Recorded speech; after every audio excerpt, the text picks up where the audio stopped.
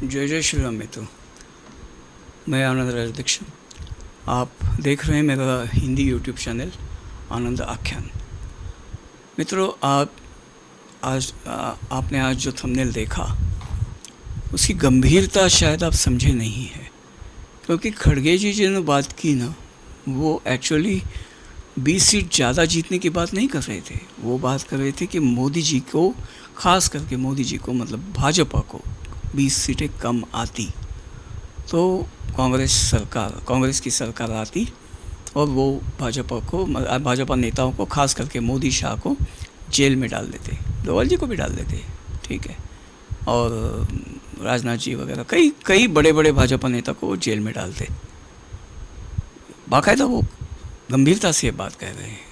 ये नहीं कह रहे हैं कि मोदी जी को सीटें कम आती तो हम उन्हें जेल में डालते, और ये मजाक में नहीं कह रहे हैं कि 20 सीटें ज़्यादा आती, नहीं। असल में वो कहना चाहते हैं कि 20 सीटें भाजपा की कम आती, क्योंकि क्या है, ये 220 होता, 240 सीटें आई, फिर भी मोदी जी ने जुगाड़ किया। 220 होता तो जुगाड़ नहीं कर पाते, फिर भाजपा की सरकार नहीं आती, मोदी सरकार वापस नहीं आती, और ये लोग वाकई ये कर पाते। अभी शायद आप यहाँ सवाल करेंगे कि अरे भाई, अभी तो भूतपूर्व प्रधानमंत्री है, भूतपूर्व गृह मंत्री है, अभी बस, मतलब पिछली टर्म आप सत्ता में आ रहे हैं, उसके पहले तो यही है, 10 साल से रहे हैं, आप कैसे उन्हें जेल में डाल सकते? तो मित्रों, ये मजाक नहीं कर रहे हैं, ये वाकई उन्हें डाल सकते हैं, क्योंकि सिस्टम उनकी है। आप समझ रहे हैं बात को?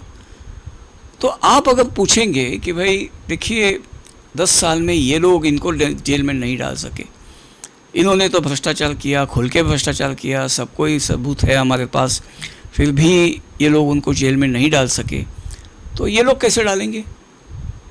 तो भाई ऐसा है, इन लोगों ने भ्रष्टाचार किया, आपके पास कोई सबूत है? आप मुझसे कह रहे हो क्या सबूत देना है भाई, दुनिया जानती है कोर्ट सबूत से चलता है।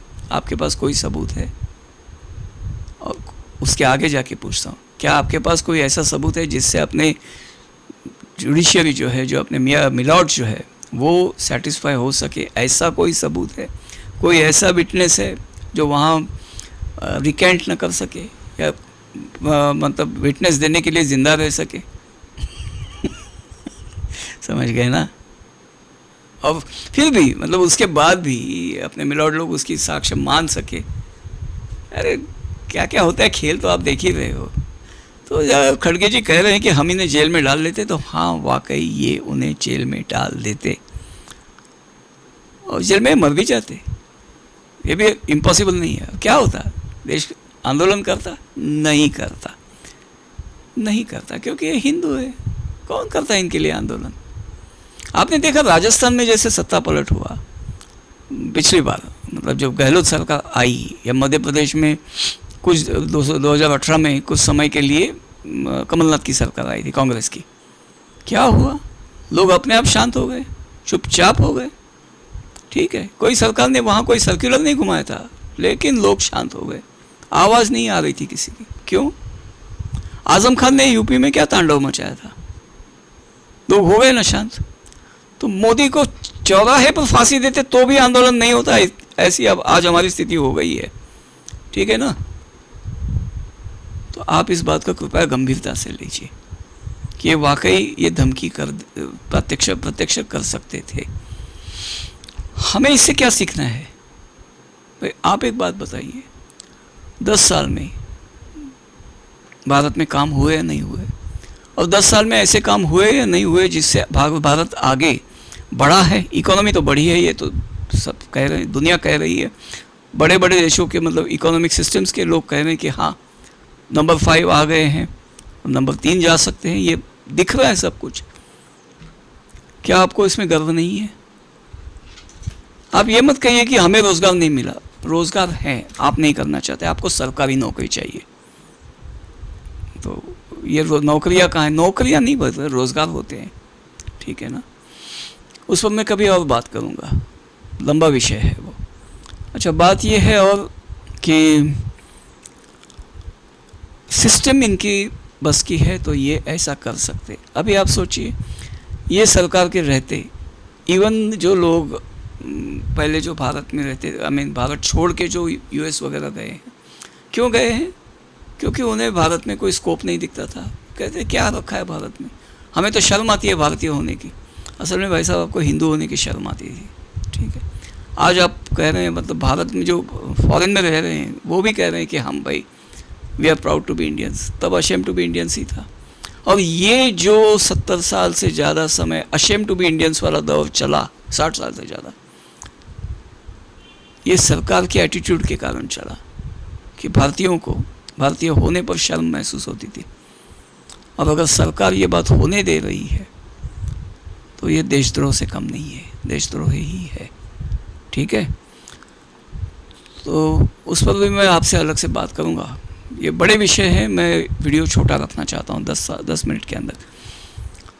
तो बात इतनी है मित्रों कि हम बाल बाल बच गए हैं। देखिए ये जो आएगा तो मोदी जो घोषणा थी ना, ये क्या था? ये एक्चुअली हमें घर पर बैठा रखने के लिए ट्रैप था कि ठीक है भाई आएगा तो मोदी, मैं क्यों जाऊँ। नहीं, लाना पड़ा। और गया था मोदी, आएगा तो नहीं, मोदी गया था, क्योंकि आएगा तो मोदी करके हम बैठे थे आराम से, ठीक है ना। जाते जाते बचा मोदी, वो भी उनके अपने मेहनत से बचे हैं, ठीक है ना।